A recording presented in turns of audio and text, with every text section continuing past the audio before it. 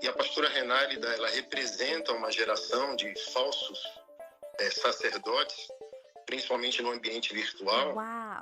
Meus queridos irmãos, Renálida entrou na justiça contra o pastor Anderson Silva. E eu vou compartilhar um trecho dessa audiência que foi transmitida online, tá bom? Eu faço questão de compartilhar isso aqui com vocês porque parece que para Renálida não foi muito bom. Mesmo ela estando com 3 advogados e Anderson Silva apenas com um, no decorrer da audiência, os advogados ali se perderam e mais atrapalharam do que ajudaram. E outra, Anderson Silva não se calou, mesmo tendo o direito de permanecer calado. Então é sobre isso que eu vou falar e muito mais, então bora pro vídeo. Então vamos lá, pessoal, mas não se esqueça você de se inscrever nesse canal para você não perder nenhuma atualidade e ficar a par das novidades, beleza? Bom, gente, nessa audiência, Anderson Silva tinha o direito de permanecer em silêncio, mas para a surpresa da Renálida e de seus advogados, ele não se calou perante a juíza e fez algumas considerações que eu achei importantíssimas e que deixou os advogados de Renálida meio sem rumo, vamos dizer assim. Todos sabemos que a Renálida é conhecida na internet como a pastora do Pix e no Brasil todo como a pastora ostentação por conta de suas pregações, e por conta disso, Anderson Silva já tinha feito algumas críticas mais duras contra ela. Mas quando ele teve um espaço em um programa jornalístico do Bruno Pereira, foi a gota d'água. Foi onde ela então entrou com um processo na justiça. E para quem não se lembra desse dia que ele participou desse programa, acompanhe um trechinho aí dessa entrevista. Onde a pastora Renálida fala sobre a situação do pedido do Pix. E se você não crê, vejam só o que é que ela fala em relação a esse tema. E você vai fazer esse propósito. São 7 providências, são 7 milagres, são 7 reviravolta, são 7 o número da perfeição. Eu tenho 11 mil pessoas aí agora e você vai fazer esse voto. Pastora, como é o voto? Você vai agora, em nome de Jesus, colocar diante do Senhor o número 7, que é o número da perfeição. Você vai fazer aí, ó, a sua oferta de número 7. Ninguém é pobre demais que não pode fazer um voto de R$7. Ninguém é rico demais que fique pobre por conta de R$7. Eu vi pessoas dizendo, pastor, eu não tinha nada. De repente eu abri lá, tinha lá só a quantia para me fazer. Eu aqui estou sendo boca de Deus. Não estou para fazer lavagem cerebral em ninguém. Se tu não crê, não faz. Se tu não acredita, não faz. Se tu não crê, vai para outra live. Vai para outro lugar. Eu estou falando aqui para quem crê em profecia. Eu estou falando aqui para quem crê em propósito. Para quem sabe o que é um propósito. Aqui eu não vou entrar no mérito da pessoa, tá? Eu estou entrando no mérito da pessoa que se diz pastora. Eu estou falando da pastora, não estou falando da pessoa.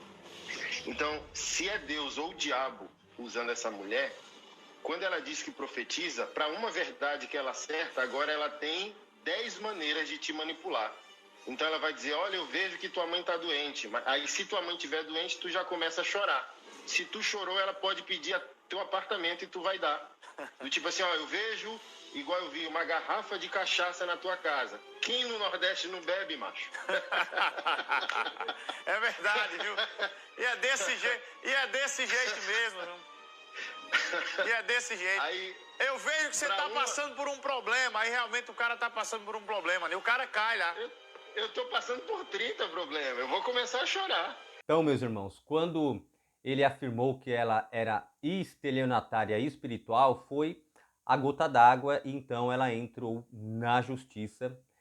E ele, nesse vídeo que eu vou compartilhar, nessas imagens, ele se expressou muito bem e colocou muito bem o que é o verdadeiro evangélico, chamando-a até de falsa sacerdote diante da própria juíza. Meus irmãos, acompanhe aí parte dessa entrevista e logo depois eu vou fazer algumas considerações. Preste atenção. A pastora Renálida, falando do objeto teológico, que assim, não é meu prazer, né, estar diante de Vossa Excelência para discutir o objeto teológico, porque acredito que é meu dever como pastor, assim como qualquer pastor ou padre, o dever de guardar sua doutrina, a verdade de sua doutrina.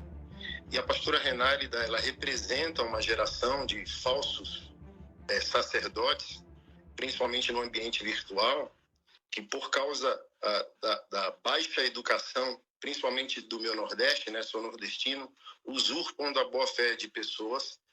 Excelência, faz um respeito, né, Excelência? Não, doutora, ele está exercendo o direito de defesa dele. Mas não está sendo defesa. Eu não posso cercear. Tá, tudo bem. Muito bem, doutora. Principalmente pelo baixo nível de educação do nosso povo nordestino, usam da fé, prometendo aquilo que o sagrado não prometeu, prometendo aquilo que Deus não prometeu, em benefício próprio. Não apenas eu, mas inúmeros pastores, se as excelências assim pesquisarem, né, doutor Pedro, ou a senhora também, vai perceber que eu não fui o único e eu fui o mais ameno, porque a minha exposição, ela não feriu a dignidade humana de Renálida. Ela questiona uma suposta sacerdotisa espiritual. Então, toda a minha conduta não foi para ferir a individualidade, né, dela como pessoa, como cidadã. É um pastor questionando outra pessoa que se diz pastor. Porque se a senhora comparar a abordagem sacerdotal doutrinária, né, assim como as excelências são senhores do saber jurídico, nós pastores somos senhores do saber teológico. Então, um juiz sabe definir o que é um falso juiz, assim como um verdadeiro médico sabe discernir um falso médico. Então, um pastor que está sendo fiel à doutrina evangélica, assim como o padre que está sendo fiel à doutrina católica, saberá o que é a verdade e uma mentira de alguém que diz professar isso.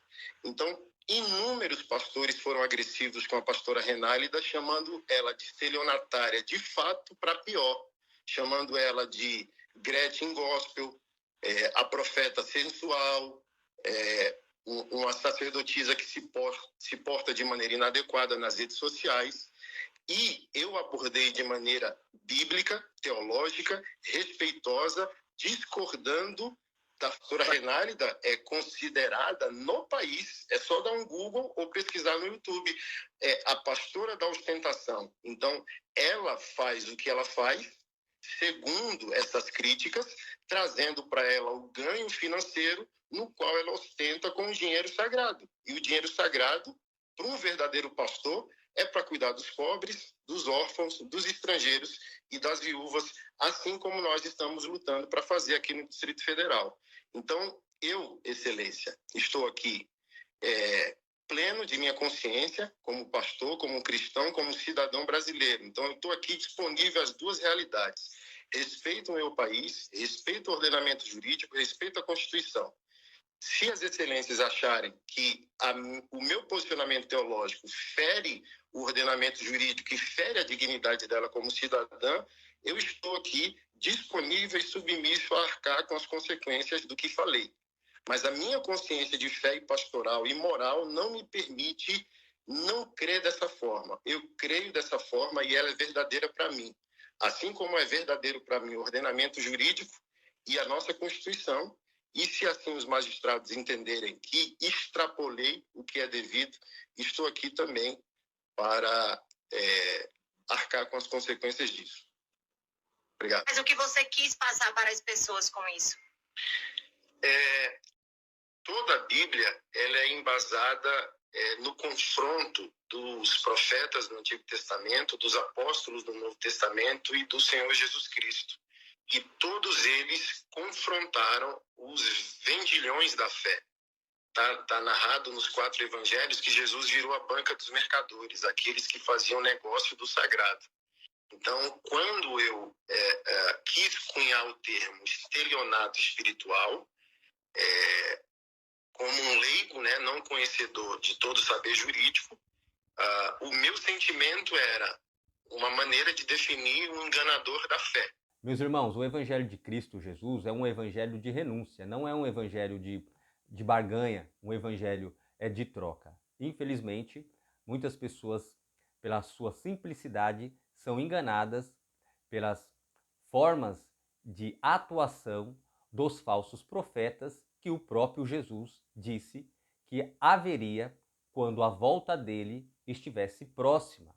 Então, eu entendo que em nenhum momento o Anderson Silva quis atacar a honra da pastora em si, como ele mesmo vai dizer. Inclusive, eu quero que você deixe aí a sua opinião, se você acha que ele atacou a pastora Renálida de forma direta, ou se ele apenas deixou claro a forma de atuação, de forma bem genérica, dos falsos profetas, aliás. Então, deixe a sua opinião aqui nos comentários, o que você acha disso tudo. Sai da Babilônia, povo meu, para que não sejais cúmplice dos atos dela.